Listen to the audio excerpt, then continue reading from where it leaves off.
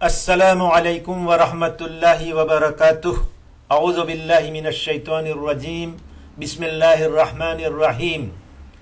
ચડતા સૂરજની જેમ આપણો પ્રોગ્રામ પણ ચડતો જાય છે. આજે આપણે ક્વિઝ માહે રમદાનના 13મા કાર્યક્રમની અંદર પ્રવેશ કરી રહ્યા છીએ. 13 તારીખ 13 રજબના આપણા પહેલા ઇમામ અમીરુલ મોમિનીન હઝરત અલી ઇબ્ન અબી તાલિબ અલૈહિસ્સલામની વિલાદત થઈ છે. અય્યામુલ બૈઝ જેને કહેવામાં આવે છે કે દર મહિનાની 3 તારીખો બહુ મુબારક છે, એ પણ 13 તારીખથી શરૂ થાય છે. 13, 14 અને 15 જેમાં રોઝા રાખવા ઘણો સવાબ રાખે છે. માય મુબારક રમઝાનની તો વાત ન થાય, કારણ કે તો રમઝાનના રોઝા તો વાજિબ હોય છે, પણ એની 13, 14 અને 15મી તારીખ માટે બહુ જ ભાર મૂકવામાં આવ્યો છે. એ બહુ જ મુબારક, પવિત્ર અને બરકતવાળી રાત છે.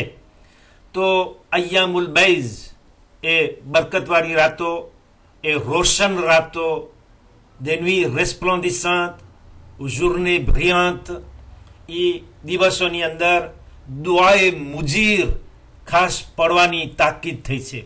દુઆએ મુજીર હર વખત પડવામાં આવે તો એનો ઘણો ફાયદો છે. એમાં બીમારીને દૂર કરે છે, કર્જને અદા કરે છે, એમાં ગરીબીને હઠાડી દે છે, તવંગરી લઈ આવે છે, ગમને નાબૂદ કરે છે. આ દુઆએ મુજીરની આ તાકાત છે. અને ખાસ કરીને માહે મુબારક રમઝાનના 13, 14, 15મી તારીખના આ દુઆ જો પડવામાં આવે તો એના બધા ગુનાઓ માફ થઈ જાય છે.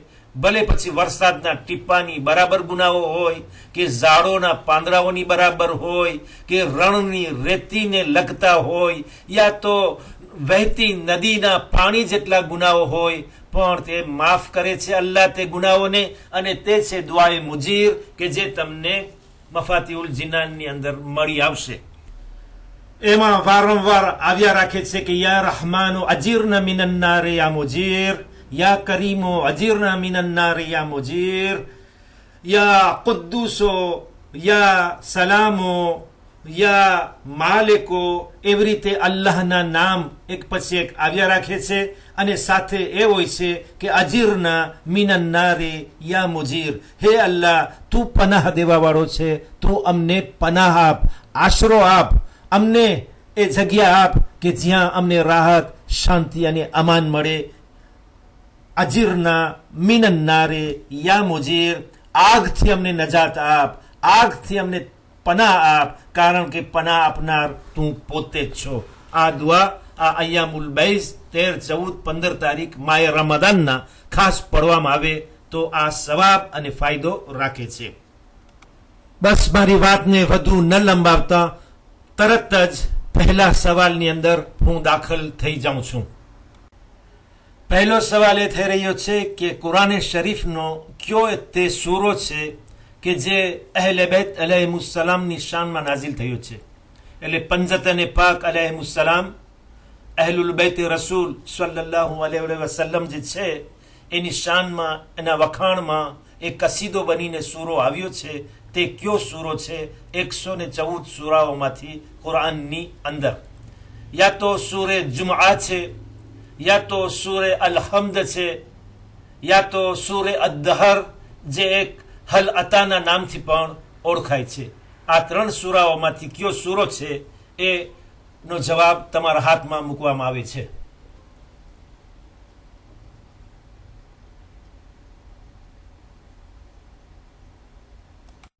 જવાબ તો તમને જરૂર મળી ગયો હશે, તે છતાં હું તમને આપું છું.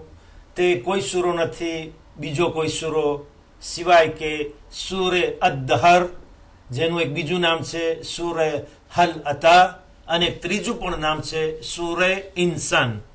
બીજો સવાલ થઈ રહ્યો છે કે કુરાને શરીફ, કુરાને હકીમ ની અંદર 114 સૂરાઓ છે, તેમાંથી એક સૂરો એ છે કે જે શફા આપનાર છે, જેને કહેવાય છે સૂરતુ શફા.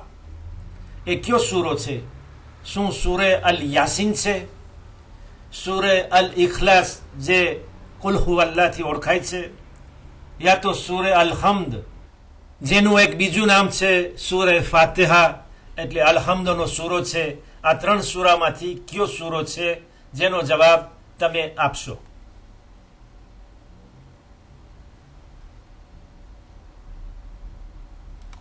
જવાબ તમારા હાથમાં છે, સામે પણ લખીને મેં આપ્યો છે.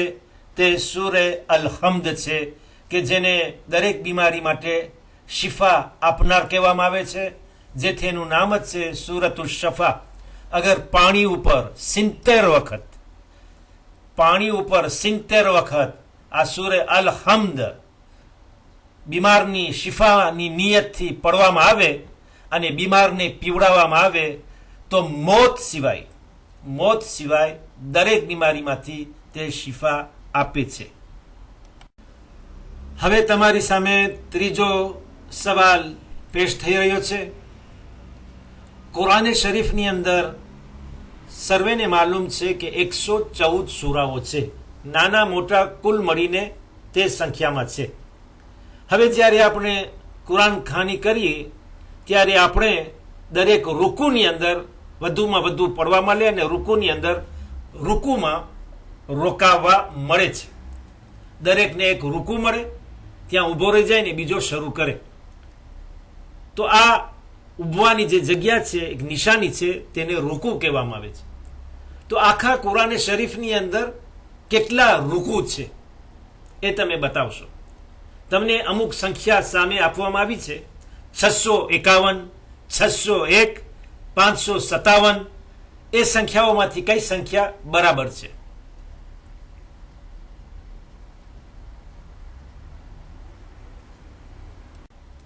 તમારી સામે જે જવાબ મૂકવામાં આવ્યો છે તે તેનો જવાબ છે.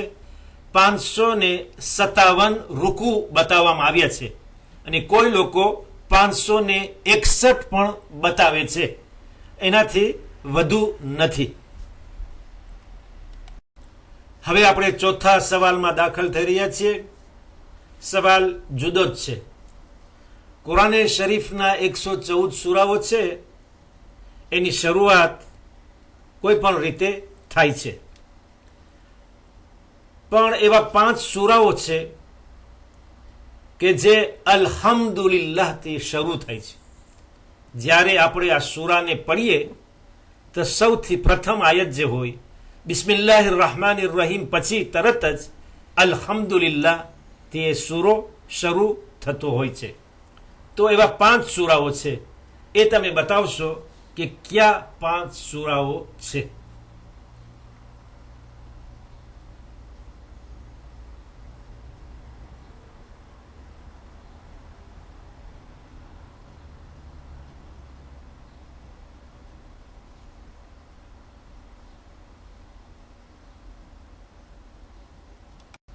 મારા બચ્ચાઓ આ સવાલ સાંભળીને નિરાશ નહીં થઈ ગયા હોય, કારણ કે અગર બધા જવાબ તેમને ન મળ્યા હોય તો એક જવાબ તો જરૂર મળ્યો હશે. દરેકને એક જવાબ મળ્યો હશે, કારણ કે સૂરે અલ-હમ્દ જે આપણે પઢીએ છીએ એ અલ્હમ્દુલિલ્લાહી રબ્બિલ આલમીનથી શરૂ થાય છે.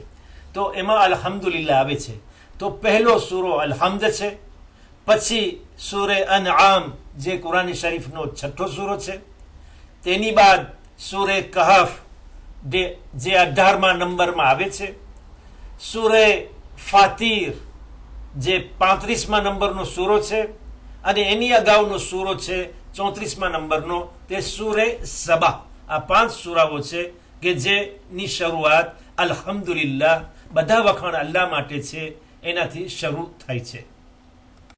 હવે આજના કાર્યક્રમનો 5મો અને આખરી સવાલ છે. પહેલાના સવાલની જેમ જ આ બીજો સવાલ છે, થોડા ફેરફારની સાથે, કે કુરાન શરીફની અંદર 4 એવા સૂરાઓ ગોતી કાઢો, 4 સૂરાઓ બતાવો કે જેની શરૂઆત ઇન્નાથી ચાલુ થાય છે. જેવી રીતે હમણાં અલ્હમ્દુલિલ્લાહની વાત આવી હતી, એ જ પ્રમાણે આ 4 સૂરાઓ બિસ્મિલ્લાહિર રહમાનિર રહીમ પછી તરત જ ઇન્નાથી શરૂ થાય છે.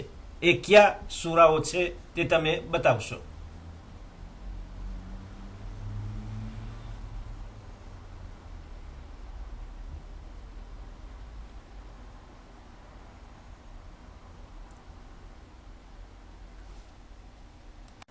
હવે આજ વખત તો મારા પ્યારા બચ્ચાઓને એક નહીં પણ 2 જવાબ જરૂર મળ્યા હશે, એટલે તેમના જવાબો 50% સાચા છે.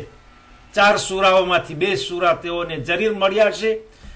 નમાઝની અંદર આપણે અવારનવાર પઢીએ છીએ સૂરે અલ કદ્ર. બિસ્મિલ્લાહિર રહમાનિર રહીમ, ઇન્ના અંઝલનાહુ ફી લૈલતિલ કદ્ર.